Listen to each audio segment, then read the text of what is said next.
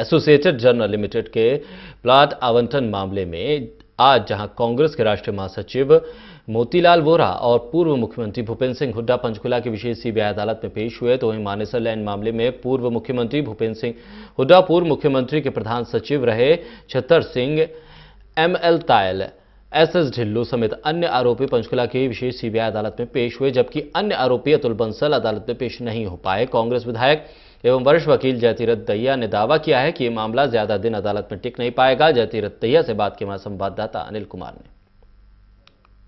Journal limited और Manesar land मामले में आज पंचकुला की सीबीआई अदालत में सुनवाई थी। सुनवाई के दौरान क्या हुआ, इस समय मेरे साथ हैं कांग्रेस विधायक एवं वरिष्ठ वकील जयतीरथ दहिया। इनसे जानते हैं। जी दहिया जी। देखिए, आज की तारीख में मैं साथ गया था हुड्डा साहब के, और उसमें जो एजेएल वाला मामला है, नेशनल हेराल्ड अखबार वाला, उसमें तो डेट लग गई 5 मार्च, और जो दूसरा मानेसर लैंड डील वाला केस है उसमें लग गई 20 फरवरी।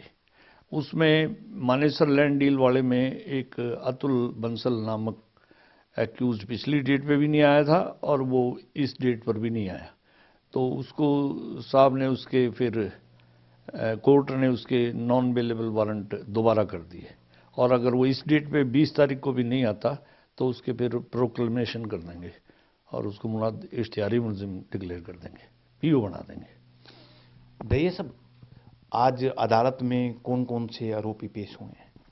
आज उसमें हुड्डा साहब थे और मोतीलाल वोरा जी थे और छतर सिंह था प्रिंसिपल सेक्रेटरी जो पहले थे, और ढिल्लों साहब थे और एमएल तायल थे, और तकरीबन सभी थे एक्सेप्ट अतुल बंसल को छोड़ के सारे हाजिर थे। दहिया साहब, आप वकील हैं और काफ़ी आपको एक्सपीरियंस है, क्या लगता है इन केसों का फेट क्या होगा?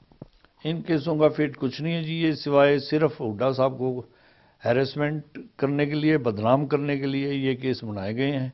इनका कोई मकसद नहीं है। एजेएल वाला जो मामला है वो नेशनल हेराल्ड अखबार है। वो नेशनल हेराल्ड अखबार जो है वो कभी पंडित जवाहरलाल नेहरू ने उसकी स्थापना की थी। अब पंडित जवाहरलाल नेहरू की एक बात मैं आपको और बता दूं कि पंडित जवाहरलाल नेहरू का ये अखबार है, और पंडित जवाहरलाल नेहरू ने अपने इलाहाबाद में जो उनका आनंद भवन था, जो कि 12 एकड़ में था, वो 12 एकड़ उन्होंने देश को दान कर दिया था, और प्रधानमंत्री रहे, देश की इतनी सेवा की। तो अब हमें बड़ी हैरानी होती है, कोई 3360 मीटर का एक प्लॉट है जो उनके अखबार के लिए, उसके लिए बीजेपी इतना गिर गई कि उस पर एफआईआर दर्ज करवा के और यूं दुखी कर रही है। असलियत में ये है कि 1982 में चौधरी भजन लाल जब चीफ मिनिस्टर थे तो ये प्लॉट अलॉट हुआ था, और इसके साथ दूसरे अखबार वाले भी थे कई, इंडियन एक्सप्रेस वगैरह, उनको भी प्लॉट अलॉट हुआ था। और लेकिन इन्होंने जो हुड्डा की जो कंडीशन होती है कि भाई इतने साल में बनाओ, वो इन्होंने बनाया नहीं, तो वो रिज्यूम कर दिए गए। दूसरे अखबार वालों के भी थे। तो अब इनको अदालत में लाएंगे, ये सारे सबूत हम बताएंगे कि हमारे साथ ये हुआ है। और इसमें आपको एक और बात बताऊं कि जब ये प्लॉट अलॉट हुआ तो इन्होंने सिर्फ 2 लाख कुछ हज़ार पैसे दिए थे अलॉटमेंट के, 2,25,30,000 रुपये थे। और बाद में जब इनको री अलॉटमेंट किया गया तो उस री अलॉटमेंट पे इनको 62 लाख रुपया, यानी 59 लाख रुपए की पेनल्टी लगाकर री अलॉट किया गया है।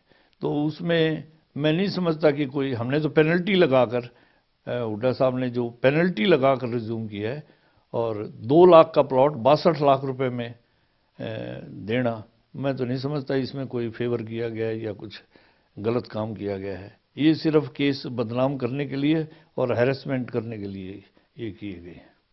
दहिया साहब, अभी आपने एसोसिएटेड जर्नल लिमिटेड वाला मामला बताया है, तो मानेसर लैंड मामले का भी थोड़ा आप प्रकाश डालो। देखिए, मानेसर लैंड वाले मामले में जब चौधरी ओम प्रकाश चौटाला चीफ मिनिस्टर थे तो 2004 में उन्होंने इंडस्ट्रियल हब बनाने के लिए मानेसर में उन्होंने 912 एकड़ ज़मीन एक्वायर की थी। 912 एकड़ ज़मीन में से 500 एकड़ ज़मीन तो उन्होंने खुद ही रिलीज़ कर दी।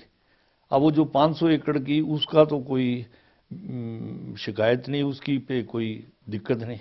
लेकिन बाकी जो 400 एकड़ रहेगी, वो 400 एकड़ बाद में रिलीज करी। राव इंद्रजीत सिंह वहाँ से एमपी थे, उन्होंने सिफारिश की कि भाई इसको रिलीज कर दिया जाए। और उसके अलावा वहाँ जब राव इंद्रजीत ने जब ये सिफारिश की सीएम साहब को, तो हुड्डा साहब ने उस पर, वहाँ डीसी थे राकेश गुप्ता जी उस वक्त, और राकेश गुप्ता जी की अध्यक्षता में एक कमेटी बनाई और उस कमेटी में कमेटी से रिपोर्ट मांगी। वहाँ एक्चुअली जो ये 400 एकड़ ज़मीन थी, वहाँ रेजिडेंशियल एरिया बन चुका था। तो वहाँ के जो रेजिडेंट थे वो इतराज़ कर रहे थे कि जब आपने 500 एकड़ छोड़ दिया तो हमारे भी छोड़ो। तो उन्होंने 3 दिन तक तो नेशनल हाईवे को जाम रखा और ये राव इंद्रजीत ने फिर उनकी सिफारिश करी। उस पर हुड्डा साहब ने कमेटी बनाई और कमेटी की रिपोर्ट पर राकेश गुप्ता, जो अब खट्टर साहब के एडिशनल प्रिंसिपल सेक्रेटरी हैं अब आज के दिन, और उनको उनकी रिपोर्ट पर ये ज़मीन रिलीज़ करी। लेकिन हैरानी की बात यह है कि राकेश गुप्ता को ना राव इंद्रजीत को इस केस में मुलजिम नहीं बना रखा सीबीआई ने, जबकि राकेश गुप्ता की रिपोर्ट पर तो ये केस ही सारा ये ज़मीन ही रिलीज़ हुई है।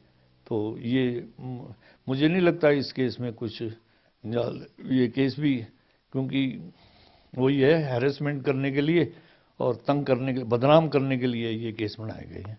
मेरा ख्याल ये है कि ये केस भी दोनों ही शुरू में ही खत्म हो जाएंगे। ये थे मेरे साथ कांग्रेस विधायक एवं वरिष्ठ वकील जयतीरथ दहिया। इन्होंने कहा है कि आज मनेसर लैंड मामले और एसोसिएटेड जर्नल लिमिटेड के मामले में पंचकुला की सीबीआई अदालत में सुनवाई हुई। इसके साथ साथ इन्होंने ये भी कहा कि ये दोनों मामले अदालत में ज़्यादा देर टिक नहीं पाएंगे। कैमरामैन संजय के साथ अनिल कुमार, टोटल न्यूज़, चंडीगढ़।